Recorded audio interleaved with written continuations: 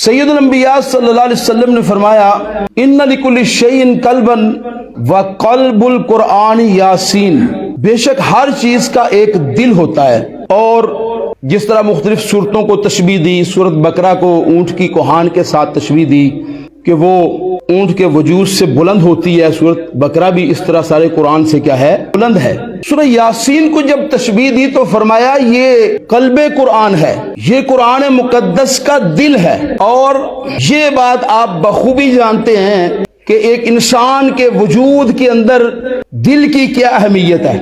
اگر دل صحیح طور پر کام کرتا رہے تو انسان کا سارا وجود صحیح طور پر کام کرتا رہتا ہے، اور ایک لمحے کی اگر تاخیر ہو جائے، اس کی گردش میں رکاوٹ آ جائے تو انسان زندگی کی بازی ہار جاتا ہے۔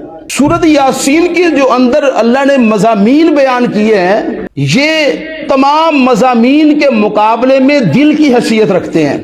گویا جس کا عقیدہ اور نظریہ، جس کا عمل سورہ یاسین کے مطابق ہو گیا، اس کا روحانی طور پر دل جو ہے وہ صحیح سالم ہو گیا، اس کا دل درست حالت میں ہو گیا۔ جس کا عقیدہ اور نظریہ سورہ یاسین کے مطابق نہ ہوا، اس کا روحانی طور پر جو دل ہے وہ صحیح کام نہیں کر رہا، اور جب وہ جزا و سزا کے میزان میں تولا جائے گا تو وہ دل کا مریض نکلے گا۔ کس کا مریض نکلے گا؟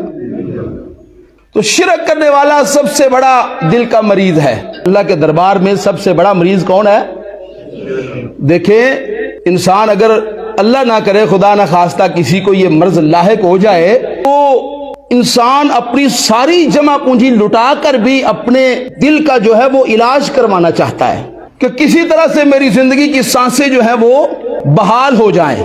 اور اللہ رب العزت کے نزدیک جو دل کا مریض ہوگا وہ پھر میدان محشر میں مانگے گا کہ میرے دل کو صحیح کیا جائے، اسے درست کیا جائے۔ لیکن عقیدہ توحید، نظریہ توحید، سید الانبیاء صلی اللہ علیہ وسلم کی مبارک سنت، یہ اس دل کی دوا تھی۔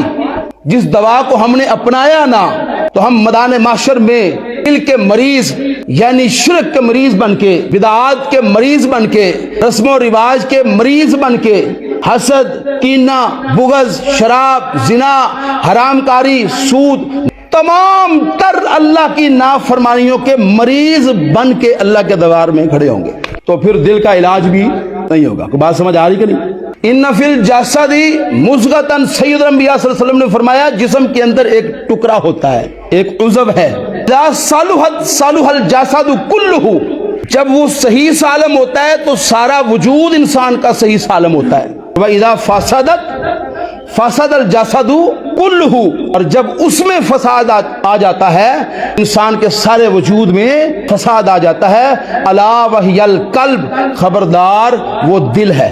سورۃ یاسین کی بھی اہمیت یہی ہے۔ اندازہ لگا لیں کہ اس کے مضامین کو مومن کے لیے پڑھنا سمجھنا کتنا ضروری ہے، کتنا اہم ہے۔ تلاوت تو اکثر گھروں میں ہوتی ہے، اکثر لوگ سورہ یاسین کی تلاوت کرتے ہیں، لیکن آج کے اس کے ترجمے کو، اس کے مفہوم کو سمجھ کے مسلمان تلاوت کریں تو یقیناً وہ روشن دل والا مومن ہوگا۔ ایک روایت میں سید الانبیاء صلی اللہ علیہ وسلم نے فرمایا ان اللہ لا ينظر الى صورکم، بے شک اللہ تمہاری صورتیں نہیں دیکھتا۔ سنو، جمال، شباب، جوانی، خوبصورتی، رعنائی، دل ربائی، یہ تو خود اس کی عطا کردہ نعمتیں ہیں۔ کسی کو عطا کر دے، کسی کو نہ عطا کرے، تو وہ تمہاری صورتوں کو نہیں دیکھتا، اور نہ تمہارے خوبصورت جسموں کو دیکھتا ہے کہ اس میں کتنی قوت ہے، اس میں کتنی جوانی ہے، اس میں کتنی طاقت ہے، یہ کتنے شباب پر ہے، اس کا وجود کس قدر طاقتور ہے۔ نہ وہ جسموں کو دیکھتا ہے، نہ وہ صورتوں کو دیکھتا ہے، وہ دیکھتا ہے تمہارے دلوں کو، وہ دیکھتا ہے تمہارے اعمال کو۔ وہ کس کو دیکھتا ہے؟ دلوں کو اور اعمال کو۔ تو دلوں میں عقیدہ، نظریہ، محبت، الفت، توجہ، وہ صرف کس کے لیے؟ اللہ کے لیے اور اللہ کے پیغمبر کے لیے۔ روشن دل ہے، وہ لائق تحسین دل ہے، وہ خوبصورت دل ہے۔ تو یہ سورۃ یاسین جو ہے نا، اسے سید الانبیاء صلی اللہ علیہ وسلم نے قرآن کا دل کہا ہے۔ کیا کہا ہے جی؟ دل کہا ہے۔